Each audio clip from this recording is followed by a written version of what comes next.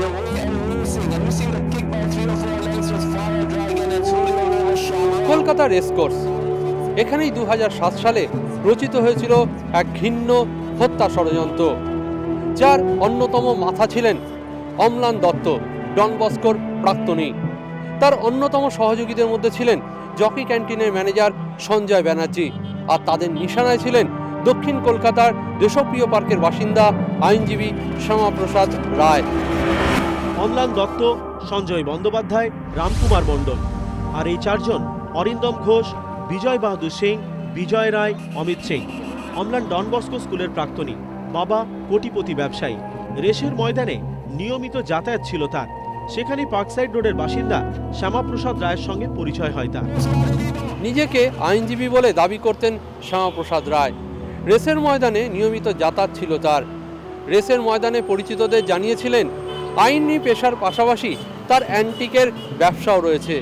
তার সংগ্রহে রয়েছে এমন এক ঐতিহাসিক আংটি যার ঐতিহাসিক মূল্যই আলাদা, যার রয়েছে বিশেষ আশ্চর্য ক্ষমতা। তৎকালীন বাজারের মূল্য হিসাবে এর দর হেঁকেছিলেন 1.5 কোটি টাকা। অম্লান দত্ত এই আংটি কাহিনী জানার পরই তা হাতানোর ফন্দি আটে। শ্যামাপ্রসাদ এবং অম্লানের পরিচিত ছিল রেসকোর্সের জকি ক্যান্টিনের ম্যানেজার সঞ্জয় বন্দ্যোপাধ্যায়। আংটি হাতানোর ষড়যন্ত্রে সঞ্জয়কেও সামিল করা অম্লান। রেসের ময়দানে এবং বিভিন্ন স্থানে পরিচয় হয় রামকুমার মণ্ডল, বিজয় বাহাদুর সিং, বিজয় রায়, অমিত সিং, অরিন্দম ঘোষদেরও এই ষড়যন্ত্রে অংশীদার বানাইছে। 2007 সালের 14ই আগস্ট রেসকোর্সের এই জকি ক্যান্টিনের সামনে বিকেল 3:45 এসে হাজির হয় একটি কালো স্যান্ট্রো, যাতে ছিলেন অম্লান দত্ত এবং তার 5 সঙ্গী। এরপর জকি ক্যান্টিনের ম্যানেজার সঞ্জয় ব্যানার্জিকে ডেকে নিয়ে আসেন অম্লান। এরপর সঞ্জয় ব্যানার্জি, অম্লান এবং বাকি 5 সঙ্গীরা মিলে রওনা দেন দেশপ্রিয় পার্কে শ্যামাপ্রসাদ রায়ের বাড়ির উদ্দেশ্যে। অম্লান যে কোনো মূল্যে আংটি পেতে চেয়েছিল, আর এর জন্য যে কোনো কিছু করতে পিছপা যে হবে না তাও বুঝিয়ে দিয়েছিল সঙ্গীদের। দেশপ্রিয় পার্কের কাছে পার্কসাইড রোড, এখানেই শ্যামাপ্রসাদ রায়ের বাড়ি। 2007 সালের 14ই আগস্ট বিকেলবেলায় এখানেই এসে নেমেছিলেন অম্লান দত্ত এবং তার সঙ্গীরা। একটি কালো স্যান্ট্রো গাড়িতে তারা এসেছিলেন। সেখানে ছিলেন মোট 7 জন। গাড়ি থেকে নেমে অম্লানরা সোজা চলে যান বাড়ির 3 তলায়, যেখানে থাকতেন শ্যামাপ্রসাদ রায়, আর গাড়িতে বসে থাকেন সঞ্জয় ব্যানার্জি। পার্কসাইড রোডের এই বাড়িতে একাই থাকতেন শ্যামাপ্রসাদ। বিবাহ বিচ্ছেদ মামলা চলায় স্ত্রী ও মেয়ে থাকতেন অন্যত্র। বলতে গেলে বাড়িতে একাই থাকতেন শ্যামাপ্রসাদ।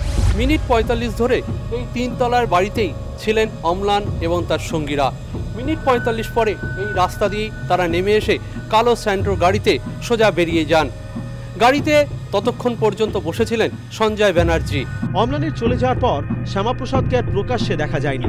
16ই আগস্ট 2007 সালে বন্ধ ঘর থেকে উদ্ধার হয় শ্যামাপ্রসাদের প্রায় পচা গলা দেহ। দেখা যায় নীলডাউনের ভঙ্গিমায় দুহাত পিছন করে পায়ের সঙ্গে বাঁধা, মুখে কিছু চাপা দেওয়ার দাগ, চোখের কোণ দিয়ে ঠেলে বেরিয়ে আসা শুকনো রক্ত। ময়নাতদন্তে শরীরের একাধিক জায়গায় আঘাতের চিহ্ন পাওয়া যায়। জানা যায় মুখের মধ্যে নিকোপ্লাস্টার জাতীয় কিছু বেঁধে নির্মম অত্যাচার চালানো হয়েছিল শ্যামাপ্রসাদের উপর। অম্লানরা আদৌ সে আংটি পেয়েছিল কিনা তা জানা যায়নি। দোষীদের মধ্যে জকি ক্যান্টিনের ম্যানেজার সঞ্জয় জানায় অম্লান ঘটনার পরের দিন একটি আংটি অবশ্য দেখিয়েছিল, যদিও অম্লান আদালতের কাছে একথা অস্বীকার করে। অম্লানদের বিদায়ের পর থেকেই খোঁজ মিলছিল না শ্যামাপ্রসাদ রায়ের। অবশেষে 16ই আগস্ট অর্থাৎ 2 দিন পরে ঘর থেকে শ্যামাপ্রসাদ বাবুর প্রায় পচা গলা দেহ উদ্ধার হয়। তদন্তে নামে পুলিশ। খোঁজ পড়ে অম্লানদের। আরও যা সূত্র মেলে, সূত্রতে জানা যায় অজিত সিং নামে এক ব্যক্তির কথা। অজিত অম্লান এবং শ্যামাপ্রসাদ বাবুদের পরিচিত। অজিতই পুলিশকে জানান যে অম্লানদের তিনি 14 তারিখ বিকেলে শ্যামাপ্রসাদের ফ্ল্যাটে যেতে দেখেছিলেন। ব্যাস, এখান থেকেই সূত্র পেয়ে অম্লানদের ধরে ফেলে পুলিশ। শুরু হয় জেরায় শেষ পর্যন্ত বেরিয়ে আসে আসল তথ্য। ক্যামেরায় আশিস রায়ের সঙ্গে দেবজ্যোতি চক্রবর্তী, নিউজ টাইম।